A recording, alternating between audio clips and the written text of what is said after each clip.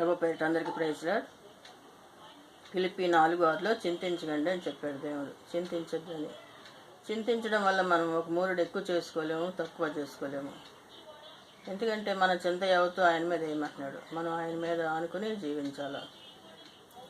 ఆకాశ పక్షులు అవి వెత్తవు, కోయవు, గరిసలేదు, అయినా కూడా వాటిని నేను పోషిస్తున్నాను కదా, మీకు ఎందుకు చింత, ఏమి తిందుమా ఏమి తాగుదుమా అని అంటున్నాడు దేవుడు. మనకు అలాంటి చింత ఉండకూడదు. ప్రతి భారం కూడా నా మీద వేయండి అంటున్నాడు దేవుడు. మన భారం అంతా ఆయన మీద వేసి మనం నిరీక్షణ కలిగి జీవించాలి, దేవునిలో సాగిపోవాలి. అంతేగాని ప్రతి విషయం గురించి మనం చింతించకూడదు. చింతిస్తే వాగ్దానం నమ్మనట్టే. మనం దేవునిలో నిరీక్షణ కలిగి జీవించాలి పరిపూర్ణంగా.